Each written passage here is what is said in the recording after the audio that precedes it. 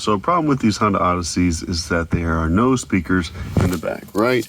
Unless you have the elite level, there's a spot for a speaker, but there's no speaker. I, in a previous video, showed this little hack where you can just put a speaker in there. And what I failed to do was realize that, yeah, you just use the remote to change the input. It wasn't working for me because I had dead batteries, but put some new rechargeable batteries in there, get them off eBay, whatever, Amazon, and you can change this to where now you can have some sound in the back. But still, sometimes it's just not quite enough, especially when you're on a road trip and the kids are trying to work it. They don't know how to work it. They're too little, that sort of thing. So can we add speakers to the back without paying the $300-ish for the elite level D pillars? Let's find out. First things first, let's get all these seats out here.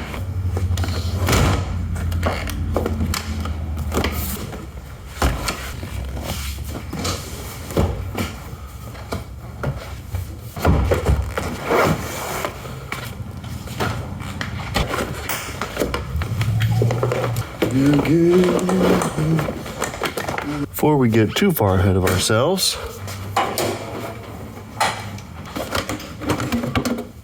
gotta disconnect the battery.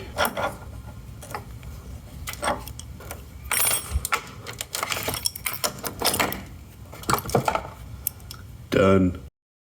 Next, to clean it up, take stuff out of the trunk, and then fold down the seats. Then you talk to the camera, even though it's in time-lapse mode. Take off the trim, and then you remember.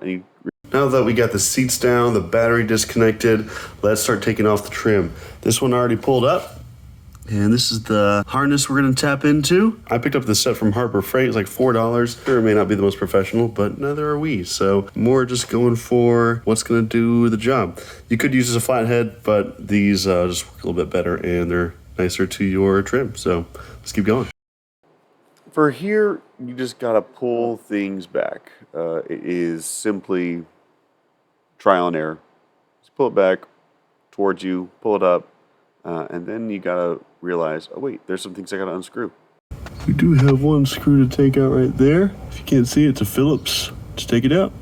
Spoiler alert, this is not the last screw I needed to unscrew. But there's actually that knob right by my hand that I needed to unscrew as well as one in the floor. But it's easiest if you just take everything out. It makes it nice and clear what you need to do. But you keep searching, and then you find another screw. There are two more bolts that we need to remove. One, if you push this back, goodness gracious, pull it back like this. You can barely see it, but it's right there, holding down the seatbelt. The next one is allegedly, yikes. Next one's behind this guy, right there. Let's get him out. I wanted to show you the process further in this section than I will when I do the other side, because it's just rinse and repeat. But it took me a while because I didn't know what I was doing, honestly. But you take off those screws, and then you'll feel it kind of give. From there, it's smooth sailing. Then your kids will join you because it's early in the morning, and they're like, what are you doing? And you just keep pulling, slow and steady. There you go. So for this one, I can't get it out. And if you can't see, it's not clips, it's more like rivets. And so it's either you break it out, take this out somehow, or cut it out, which is what I'm going to do. Sounds sketchy. Actually, it hasn't been an issue. The bolt cutters cut it really clean, then it just moves around and hasn't been an issue ever since. So here's the plan. Here's our normal D-pillar. Again, we're trying to save $300-ish. Now we do that by mounting this, a key. But as you see, it doesn't kind of fit. We don't want the speaker buzzing against the plastic. So, with whatever that was. Nice thing with these speakers is that they come with these little, I don't know what these are for. Let's be honest. I don't know what I'm doing. But it'll work. And they'll act as spacers, and they'll do the trick. Give it the space, but also hold it steady. Let's see if we can do it. Next, we gotta make sure the grill doesn't look too sketchy. So, found this online. Gonna cut it out. It's about a similar space to the speaker itself. A little bit smaller, but that should do. Let's drill some holes, but we'll keep it in a lovely pattern so that way it looks less trashy. This part was pretty straightforward. Cut it out and then put it over the pillar, measure out where the middle is, and go from there. Now, what I should have done, though, is either used a bigger drill bit or drilled more holes, because this one looked all right in the end, but it didn't allow enough sound to come out. Now, also, if you're going to drill, don't drill on top of your leg. Thankfully, I did not. Yeah, like that. What in the world is he doing? That's crazy. And then you catch your shorts. Thankfully, I just put a hole in the shorts and didn't put a hole in my leg. But you realize right about here, oh, look, there's a hole in my shorts. What am I doing? Yeah, do it away from you. I was having trouble with that tape, but you can do better. You can do better. Don't do what I did. So yes, bigger holes and more holes allows more sound to come out. Okay, moment of truth. See, oh, don't look too bad. I cleaned that up, and look at that. Mira, not too shabby. Next, let's get these. We're gonna mount it. We use some 3/4 inch screws instead, because ones that came with it would definitely be too long and poke through. So let's see if it works. I'm going to put this part on super speed because I didn't actually use those spacer clip things in the end. And yeah, it's much better. Here's the reveal. So in the end, here's what I've come up with. I can't even say it. So in the end, here's what I've come up with. Gives you the space. Wood? Yeah. Had a little extra something over there, so I cut it. I tried doing little things like shim underneath, but that wasn't grabbing, yada yada. Here we are. And actually, it's pretty stable, because you got to think, the car's going to be moving a lot, right? Will this last? And from what I can tell, it's pretty stable. And also, will this now fit back into the car?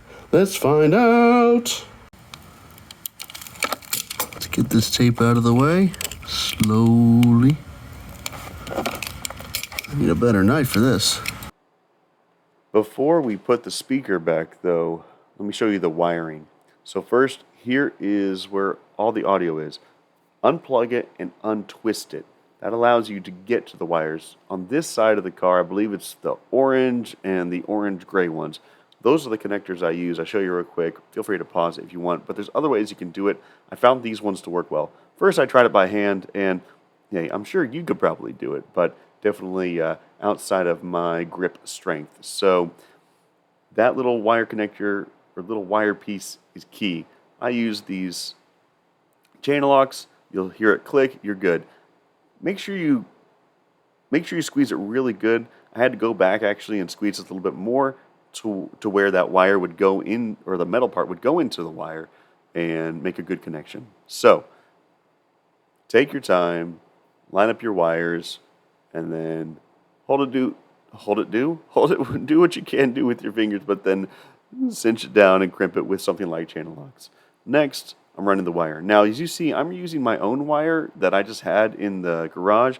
Instead, what I should have done, if I'd actually paid attention to what was going on, was use the wire that came with the speakers themselves, because they had good connectors on the end of it. In the end, I had to strip it and just try to, like I said, sketchy jerry-rig this thing to where it connected. Instead, use the wire that comes with it. Now, I threaded it through a little bit of the existing harness just to make it a little bit easier. Then cut it to length, give yourself lots of extra, and then make the connections. Positive to positive, negative to negative. You'll be able to see, I believe on the wires, they even show a little positive and a little negative icon.